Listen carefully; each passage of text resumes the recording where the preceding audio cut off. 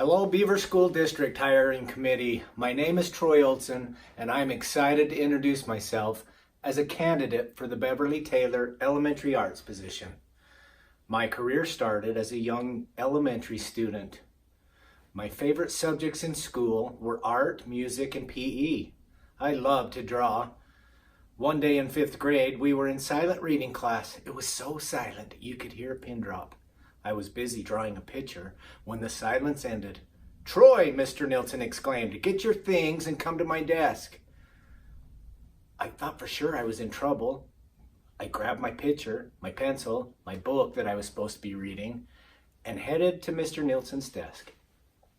He had me set my materials on his desk and stand beside him as he looked things over. To my surprise, he said, "Troy, I've been watching you over the past few months as you have been drawing, and I noticed that you really have a natural talent." I was so shocked to hear that. Nobody had ever told me that I was talented before, especially a teacher that I looked up to.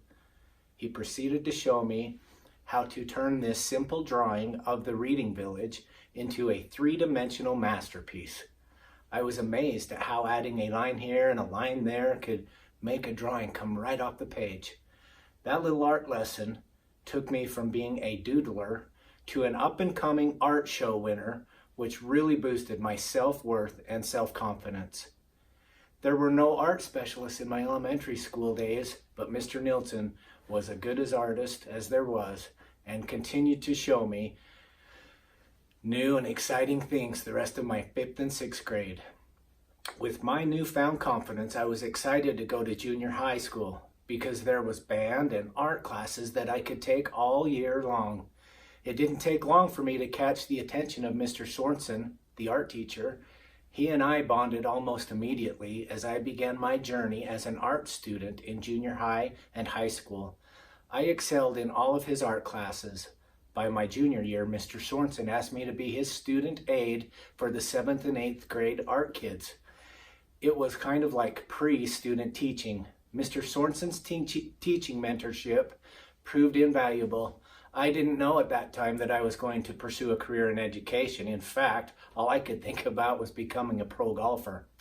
Anyway, long story shortened, I became the high school Sterling Scholar representative for both visual art and music my senior year, and received scholarships in art, music, and golf at SUSC. My fortune in educator angels didn't stop at the K-12 level. During my 2nd year of college, my academic advisor, Dave Nyman, grabbed me out from the halls of Old Main one day and asked me to come into his office for a chat. He noticed that I had an art composite major with a music minor listed on my transcript. And he asked me, "So Troy, what are you going to do with your art degree?" Of course, I just shrugged my shoulders with that, I don't know, look in my eyes. He said, "Well, do you think you can sell your drawings and paintings for a living?" I said, "Probably not." He said, "What are you going to do with your trumpet? Are you going to play it professionally like Chuck Mangione or Maynard Ferguson?" Again, I just said, "Probably not likely." Then he said something that changed my life. Mr. Nyman, the genius he was, asked me if I ever thought of becoming a school teacher. I told him no, but I think that I'd be a great school teacher. He suggested that I change my major to art education. The light bulb came on inside my head. I was more excited about college now than ever before and couldn't wait to make the change. "But," he said, "you will also need a plan B, because finding an art opening as an art teacher is like finding a needle in a haystack. Those that teach art love their jobs so much that those jobs just don't come open very often, so you will need another teaching endorsement." He suggested a minor in special education. He said there was a shortage in special educators across the nation and I could probably teach anywhere. So I changed my minor to special education, and I really enjoyed all the classes and training I did with the special education folks. I graduated in SUU in 1991, and I landed my first teaching job at Ute B. Perkins Elementary in Moapa, Nevada, on the Indian Reservation. I was their new K-12 special education teacher. I was so nervous. I really wanted to teach high school art, but just like Mr. Nyman said, those jobs are really hard to find. So this elementary teaching job was my plan B. The school was brand new and my classroom was empty, cold and stale. I was so nervous to start teaching for real. But I dug in and talked to as many people as I could to help me get my classroom together, and my teaching career started. It didn't take long for me to realize that all of us is better than any one of us. I had a lot of contacts from student teaching and conferences and workshops and friendships made along the way that would prove to be invaluable resources. Those 2 years in Moapa were some of my favorite memories in all of my teaching years to date. At the end of my second teaching year in Moapa, my wife was offered a promotion and transferred to Richfield from St. George. I had some contacts in Richfield as well, and I landed a teaching job at Richfield High School as a resource and art teacher. It was like a dream come true. I taught art in the same room as my junior high and high school art teacher taught me in. After teaching for 2 years, I began the master's program at the University of Utah. I earned my master's degree in special education in 1995. After that, I graduated from the Utah Mentor Teacher Academy in 1997, and I became the department chair of the special education department. I taught full-time art, including drawing, painting, 3D design, and concurrent credit art history. I also coached the golf team to 2 state championships. The 12 years of experience I obtained from teaching and coaching at Richfield High School were truly amazing and rewarding.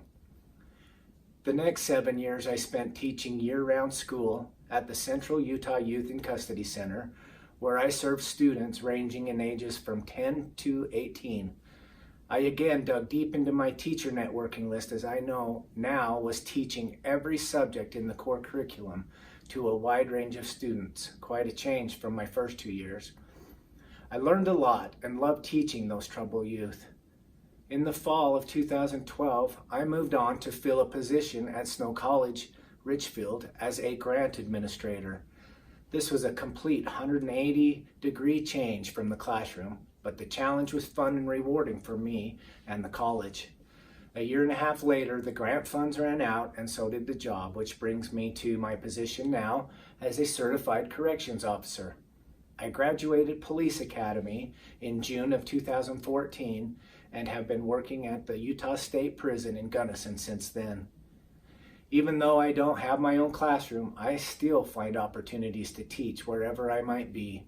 The clientele I work with now have made mistakes that have put them behind bars, but they are human beings, and I believe they should be treated as such.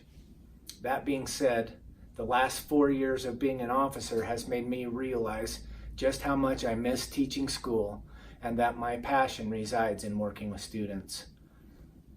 Since learning of the Beverly Taylor Arts position, I have reached out to some of my friends and former colleagues.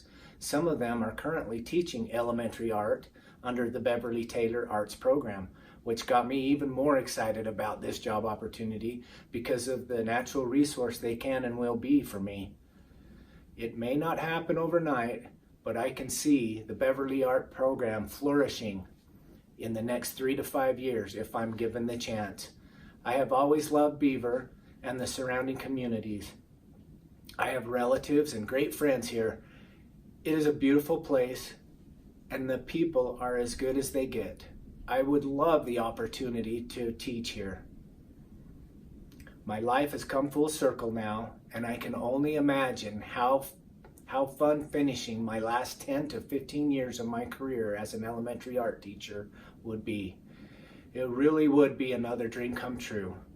I believe that I possess not only the skills, training, experience, and expertise needed to do this job, but the absolute excitement and enthusiasm required to make a difference in the lives of all of those I come in contact with, students, teachers, staff, and public alike.